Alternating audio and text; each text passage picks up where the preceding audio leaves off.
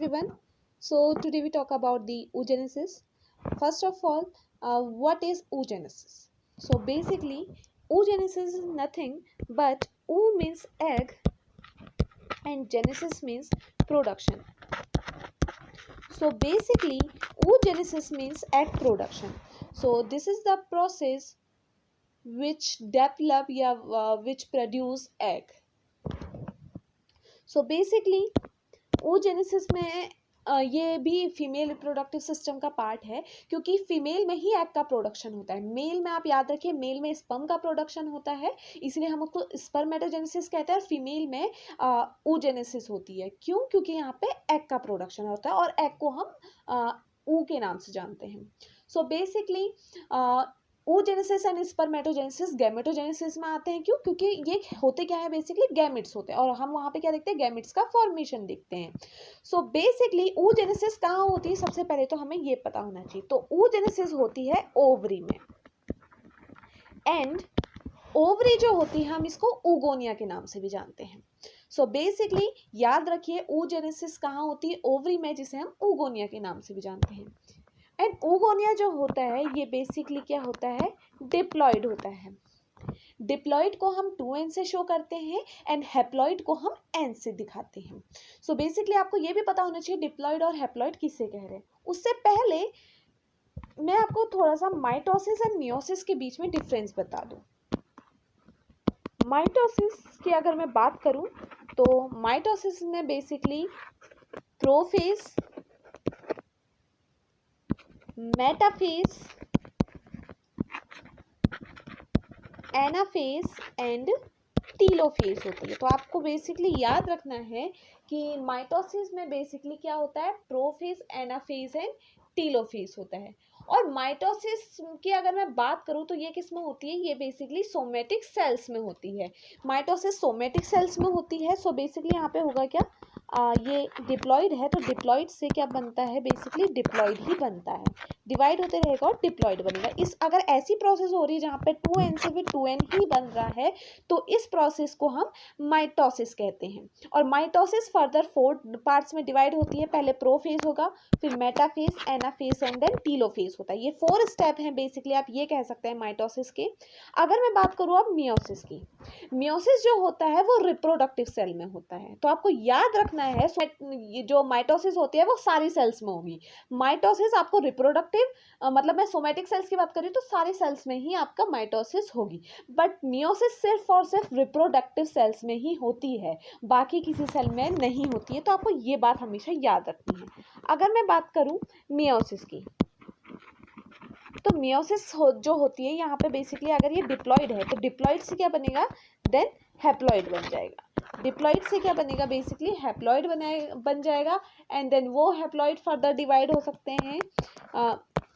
So basically अगर इस तरीके की कोई प्रोसेस दिख रही है तो समझ जाइए कि ये कौन सी प्रोसेस है, मियोसिस है। तो माइटोसिस एंड मियोसिस में एक चीज तो दिख गई कि मियोसिस में 2n से फिर n बन जाएगा, मतलब कि डिप्लॉइड से हैप्लॉइड बन जाएगा, लेकिन मियोसिस में डिप्लॉइड से डिप्लॉइड ही बनेगा। तो सॉरी, माइटोसिस में डिप्लॉइड से डिप्लॉइड ही बनेगा और मियोसिस में डिप्लॉइड से हैप्लॉइड। तो इस तरीके से आप डिफरेंस कर सकते हो माइटोसिस एंड मियोसिस में। एंड एक और चीज, जो माइटोसिस होती है वो सोमेटिक सेल में होती है और मियोसिस सिर्फ और सिर्फ रिप्रोडक्टिव सेल में होती है। अगर मैं बात करूं माइटोसिस एंड मियोसिस की, तो माइटोसिस तो further prophase, metaphase, anaphase and telophase में डिवाइड होती है, लेकिन मियोसिस जो है ये भी फर्दर 2 टाइप में डिवाइड हो जाती है, मियोसिस 1 एंड मियोसिस 2। एंड ये भी अब फर्दर डिवाइड होते हैं, prophase, anaphase, sorry prophase, metaphase, anaphase and telophase. वैसे और ये prophase 1, metaphase 1, anaphase 1 and telophase 1 इस तरीके से डिवाइड होता है। वहीं अगर मैं मियोसिस 2 की बात करूं, prophase 2, metaphase 2, anaphase 2 and telophase 2 में डिवाइड हो जाता है। तो बेसिकली आपको याद रखना है कि माइटोसिस सिर्फ और सिर्फ prophase, metaphase, anaphase and telophase में डिवाइड होता है। लेकिन मियोसिस फर्दर 2 टाइप में डिवाइड होता है, मियोसिस 1 एंड मियोसिस 2। मियोसिस 1 में प्रोफेज, मेटाफेज, एनाफेज, टीलोफेज 1 करके होगी, और वहीं मियोसिस 2 में प्रोफेज, मेटाफेज, एनाफेज, टीलोफेज 2 करके होगी। सो ये है बेसिक सा डिफरेंस। ये मैंने आपको इसलिए बताया क्योंकि ये अब आपको आगे को पढ़ेंगे आप, तो आपको यहाँ पे कोई कंफ्यूजन नहीं होना चाहिए। और आपको ये चीज़ याद रखनी है, अभी मैं को फीमेल रिप्रोडक्टिव सिस्टम के बारे में बताऊंगी। तो बेसिकली जो ये मियोसिस होती है, मियोसिस कंप्लीट लास्ट में oogenesis में तब होती है जब वहाँ पे स्पर्म आ जाता है। तब तक ये मियोसिस में oogenesis में मियोसिस कंप्लीट नहीं होती है बेसिकली। अब बात करते हैं अपने टॉपिक की। सो हमारा टॉपिक जो है वो है oogenesis का। अब oogenesis देखिए क्या है, इस एग का प्रोडक्शन होना। तो सबसे पहले उगोनिया में क्या होगा, उगोनिया में सबसे पहले होती है माइटोसिस। माइटोसिस होगी तो समझ जाइए 2n का क्या बनेगा, 2n ही बनेगा, राइट। और मतलब कि डिप्लॉइड का डिप्लॉइड ही बनेगा। क्यों? क्योंकि यहाँ पे अभी माइटोसिस होती है। माइटोसिस होने के बाद प्राइमरी oocyte बन जाएगा, उगोनिया से प्राइमरी oocyte बन जाएगा। कब? जब क्या होगी यहाँ पे माइटोसिस होगी। माइटोसिस होने का मतलब क्या है, जो डिप्लॉइड का डिप्लॉइड ही बनेगा। अब यहाँ पे क्या होगी, प्राइमरी oocyte बनने के बाद यहाँ पे होती है मियोसिस 1।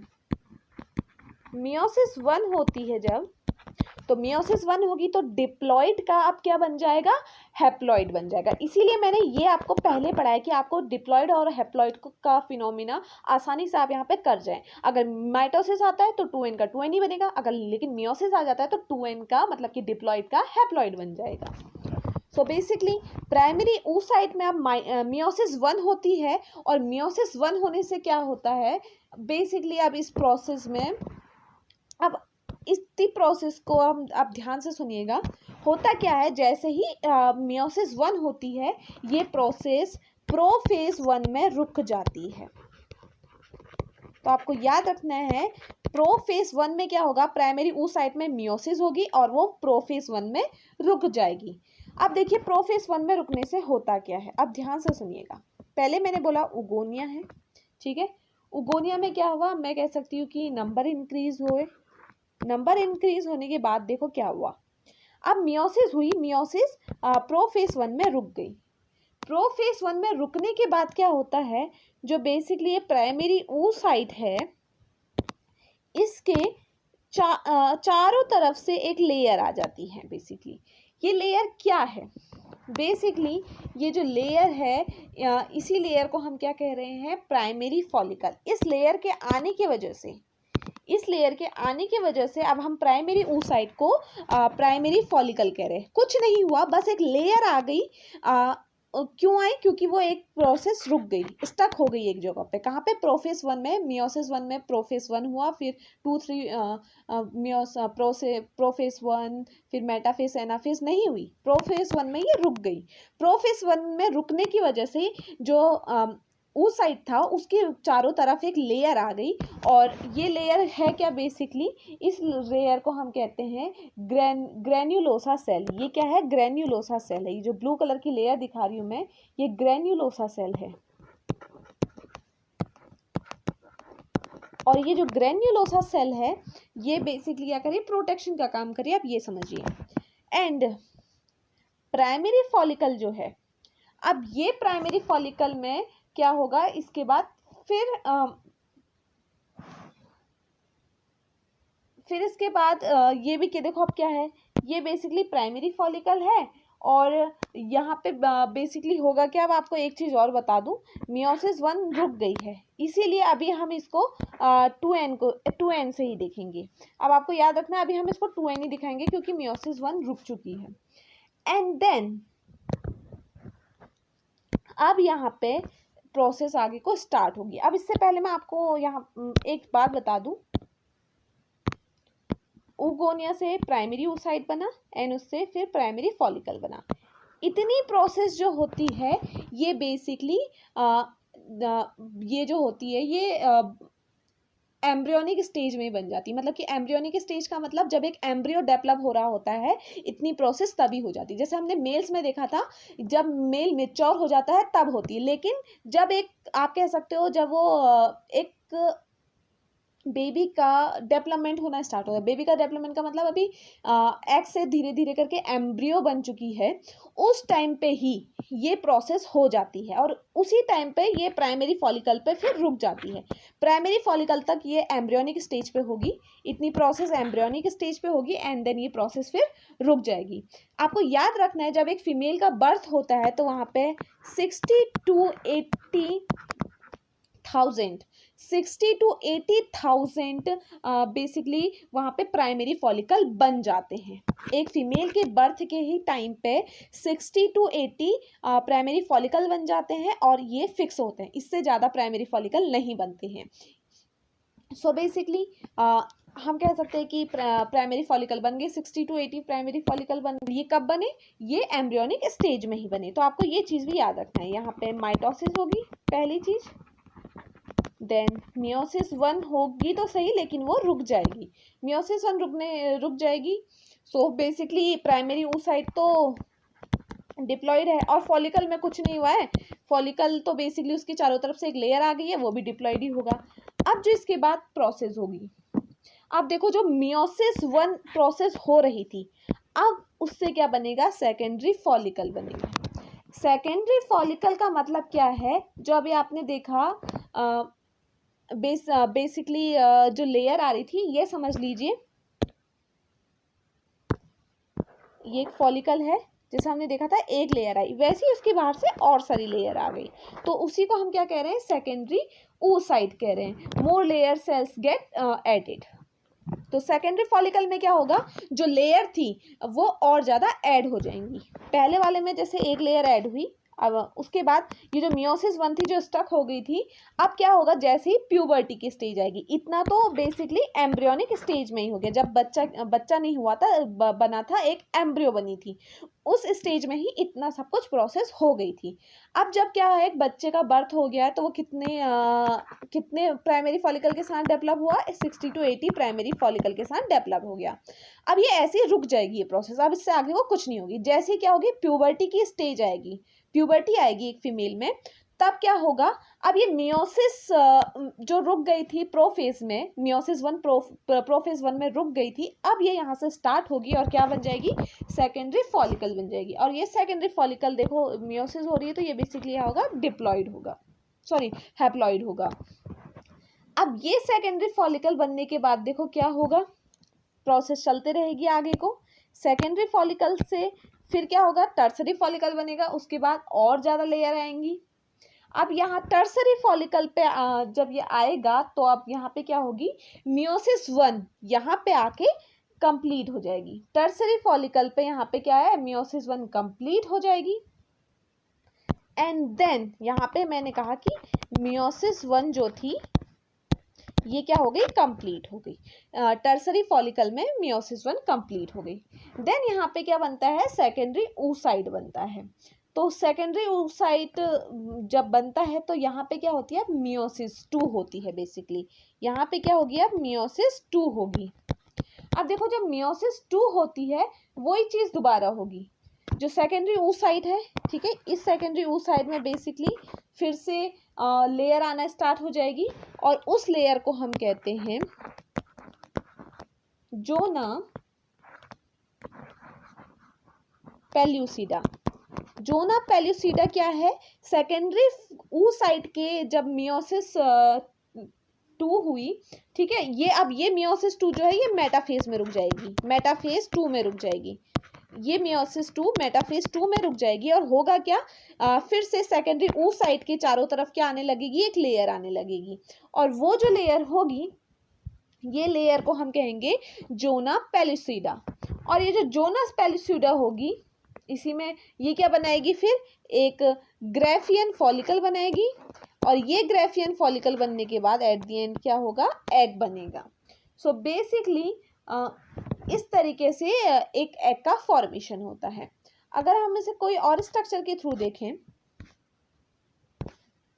सो मैंने यहाँ पे एक स्ट्रक्चर बनाया है। सो देखो, सबसे पहले अब आपको ध्यान से देखना है इसमें हो क्या रहा है। ये बेसिकली समझिए कि मैंने अच्छे से ये स्ट्रक्चर को डिफाइन किया है। तो सबसे पहले देखो, ये समझिए ये ऊगोनिया है, ये ऊगोनिया है। अब ऊगोनिया में क्या हुआ, माइटोसिस हुई। माइटोसिस होने से क्या हुआ, माइटोसिस हुई तो माइटोसिस हुई और उससे क्या बना, प्राइमरी फॉलिकल बना।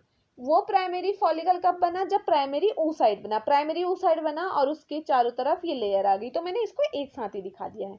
इसे मैंने कह दिया प्राइमरी फॉलिकल। ये प्राइमरी फॉलिकल बनने के बाद यहाँ पे क्या होगा, सेकेंडरी फॉलिकल बनेगा। ये सेकेंडरी फॉलिकल है, इसके बाहर से और सारी लेयर आ गई। सेकेंडरी फॉलिकल बनने के बाद आएगा टर्सरी फॉलिकल। टर्सरी फॉलिकल में क्या होगा, बेसिकली जो टर्सरी फॉलिकल जब बनेगा तो यहाँ पे क्या, जो सेकेंडरी oocyte है वहाँ पे, यहाँ से क्या होगा, सेकेंडरी oocyte बनेगा और यहाँ से मेटाफेज 2 हो जाएगी। तो समझिए कि यहाँ पे क्या हुआ, सेकेंडरी oocyte बना एंड देन यहाँ पे मेटाफेज में है ये, ठीक है। सेकेंडरी oocyte में मेटाफेज में है ये, मेटाफेज 2 में। एंड देन इस यहाँ से क्या होगा बेसिकली, अब यहाँ से जो मैंने आपको बताया पूरा स्ट्रक्चर, अब देखो ये क्या है, ये बेसिकली ये जोना पेलिसीडा है, इसको हमने जोना पेलिसीडा कह दिया है। एंड देन सॉरी, मैंने इससे पहले भी थोड़ा गलत बोल दिया था।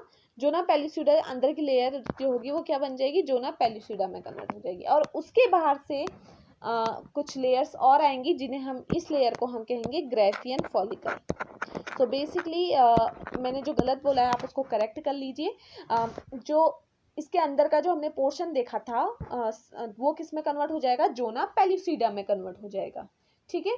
और उसके बाद क्या बनेगा, ग्राफियन फॉलिकल बनेगा बेसिकली। और ये ग्राफियन फॉलिकल जब रिलीज होगा ओवम से तो क्या होगा, यहाँ पे क्या वो बनेगा, सेकेंडरी oocyte स्टेज आएगी। अब देखो मैं इसको समझाती हूँ, इतना आई थिंक आपको समझ में आएगा। उगोनिया था, उगोनिया के बाद प्राइमरी oocyte बना। बेसिकली मैंने एक साथ ही ले लिया, उसमें पूरी की पूरी क्या आई, एक लेयर आ गई प्राइमरी फॉलिकल पे, तो हमने उसे, सॉरी प्राइमरी oocyte पे एक लेयर आ गई तो हमने उसे प्राइमरी फॉलिकल कह दिया। फिर उसके बाद से एक और लेयर आई सेकेंडरी फॉलिकल, फिर एक और लेयर आई तो हमने टर्सरी फॉलिकल कहा। और मैंने बोला कि सेकेंडरी oocyte बनी लेकिन वो मेटाफेज 2 में मतलब कि मियोसिस के मेटाफेज 2 में रुक गया। एंड देन रुकने के बाद क्या हुआ, अंदर क्या बना, जोना पेलिसीडा बना और उसके बाहर से एक और लेयर दोबारा आ गई जिसे मैंने कहा ग्राफियन फॉलिकल। अब ये क्या हुआ, ये ग्राफियन फॉलिकल जो है ये रिलीज हुआ। आपको ध्यान से सुनना है। अब बेसिकली हुआ क्या, जो ग्राफियन फॉलिकल था वो ओवम से रिलीज हो गया, बाहर आया। तो अब जो है क्या हमारे पास, बेसिकली अभी आप याद रखिए सेकेंडरी oocyte ही है हमारे पास, अभी हमारे पास एग नहीं है। ये जो ग्राफियन फॉलिकल है क्या, बेसिकली ये पूरा पूरा स्ट्रक्चर क्या है, ये सेकेंडरी oocyte का है, ठीक है। तो सेकेंडरी oocyte बाहर आ गया ओवम से। जब तक इसे कोई स्पर्म नहीं टच करेगा तब तक यहाँ पे क्या है, मियोसिस की प्रोसेस कंप्लीट नहीं, सॉरी हाँ, मियोसिस की प्रोसेस कंप्लीट नहीं होगी। और अगर मियोसिस की प्रोसेस कंप्लीट नहीं होगी सो बेसिकली क्या होगा, एग नहीं होगा। तो बेसिकली जैसे ही जो सेकेंड मियोसिस डिवीजन होगा, जब क्या करेगा, यहाँ पे एक स्पर्म टच करेगा, तो स्पर्म जैसे ही टच करेगा तो वो क्या है, एग रिलीज हो जाएगा। और उसको हम क्या कहते हैं, ओव्यूलेशन कहते हैं। ओव्यूलेशन क्या है, रिलीजिंग ऑफ एग। और ये कब रिलीज होगा, बेसिकली रहता किस फॉर्म में, सेकेंडरी oocyte की फॉर्म में रहता है। जैसे ही इसे कोई स्पर्म टच करेगा तो ये एग में कन्वर्ट हो जाएगा, तो ये कह रहा है। और देखिए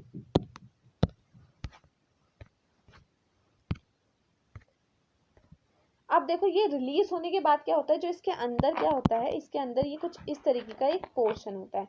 इस पोर्शन को कहते हैं हम कॉर्पस ल्यूटियम। अब हम इसके बाद जानेंगे कि ये कॉर्पस ल्यूटियम करता क्या है और आपको समझ में आएगा कि मैं कॉर्पस ल्यूटियम के बारे में इतनी बात क्यों कर रही हूँ। सो आई होप आपको ये आज की वीडियो समझ में आई होगी, किस तरीके से एक एग का फॉर्मेशन हुआ। उगोनिया था, उगोनिया से प्राइमरी फॉलिकल बना, प्राइमरी से सेकेंडरी। प्राइमरी फॉलिकल कैसे बना, जब प्राइमरी oocyte बना माइटोसिस के थ्रू और एक लेयर आ गई तो उसे हमने प्राइमरी फॉलिकल कह दिया। देन सेकेंडरी फॉलिकल, एक और लेयर आई तो सेकेंडरी फॉलिकल कह दिया। उसके बाद और ज्यादा लेयर आई तो हमने उसे टर्सरी फॉलिकल कह दिया। उसके बाद क्या हुआ, टर्सरी फॉलिकल जब बना उसके बाद बेसिकली यहाँ पे जो मियोसिस 1 थी वो रुक गई थी प्रोफेज में, लेकिन टर्सरी में आते आते वो कंप्लीट हो गई। टर्सरी में आने के बाद क्या हुआ, सेकेंडरी oocyte बना। सेकेंडरी oocyte क्या होगी अब, यहाँ पे मियोसिस 2 होती है और वो मेटाफेज में रुक जाती है। मेटाफेज में रुकने की वजह से क्या होता है, अंदर क्या बन जाता है, जोना पेलिसीडा बन जाता है, और ये बाहर क्या होता है, ये ग्रेफियन फॉलिकल की लेयर आती है। देन ये जब रिलीज होता है बाहर, तो रिलीज होने से क्या रिलीज होगा, basically in the form of secondary oocyte की ही फॉर्म में ये रिलीज होता है। और रिलीज होने के बाद बेसिकली ये करता क्या है, रिलीज होने के बाद जैसे ही स्पर्म इसको टच करेगा, ये किस में कन्वर्ट हो जाएगा, एग में कन्वर्ट हो जाएगा। तो बेसिकली कुछ इस तरीके की कहानी थी एग के प्रोडक्शन की, एग के फॉर्मेशन की। सो आई होप आपको आज की वीडियो समझ में आई है। आज की वीडियो अगर आपको समझ में आई हो तो don't forget to like, comment, share and subscribe. Thank you so much for watching.